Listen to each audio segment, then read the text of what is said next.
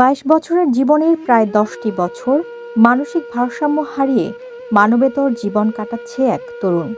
যে বয়সে স্বপ্ন দেখার কথা, সেই বয়সেই শিকলের সঙ্গে বাঁধা পড়ে আছে তার জীবন।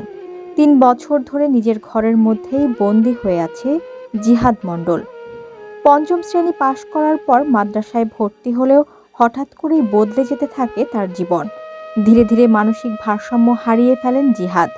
পরিবারের ভাষ্য অনুযায়ী শিকলের তালা খুলে দিলে ভাঙচুর ও মারধরে জড়িয়ে পড়ার বাধ্য হয়েই ছেলেকে শিকলবন্দি করে রাখতে হয়েছে।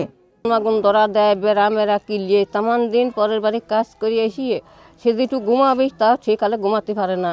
ও আব্বা, ও মা, বিড়ি দেও, আমার খাবার দাও, গলা শুকিয়ে গেছে, পানি দাও। আবার ওই যে আগুন মাগুন ধরা দেয় তেমন রায় এই সাজেই টুফুটা কোনো রকম একটু দিতে থাকে, তারপরে শুরু করে সমস্ত রায়তে একরকম মা উঠি বা পটে দেখি যে ওরা বিরক্ত হয়ে গেল, নিজেও সেহন উঠি। এই মর্মান্তিক ঘটনাটি ঘটেছে রাজবাড়ী জেলার পাংশা উপজেলার কসবা মাজাইল ইউনিয়নের পারকুল গ্রামে। জিহাদ মণ্ডল ওই গ্রামের দিনমজুর কাশিম মণ্ডলের ছেলে। দীর্ঘদিন ধরে বিভিন্ন জায়গায় চিকিৎসা করাতে গিয়ে পরিবারটি এখন অর্থনৈতিকভাবে নিঃস্ব।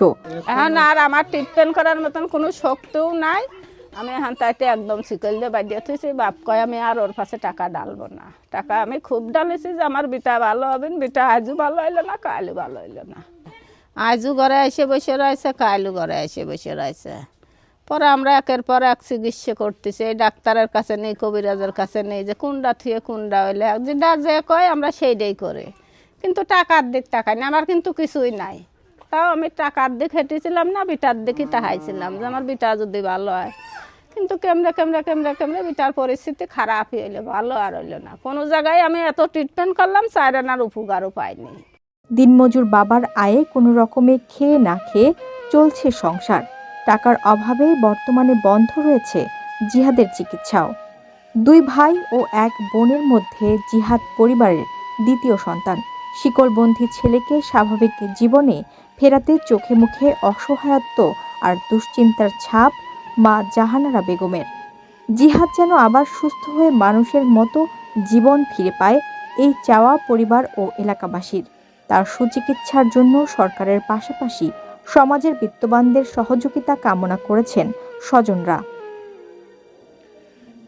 এদিকে জিহাদ মণ্ডলের সুচিকিৎসার জন্য সহযোগিতার আশ্বাস দিয়েছেন উপজেলা নির্বাহী কর্মকর্তা মোহাম্মদ রিফাতুল হক।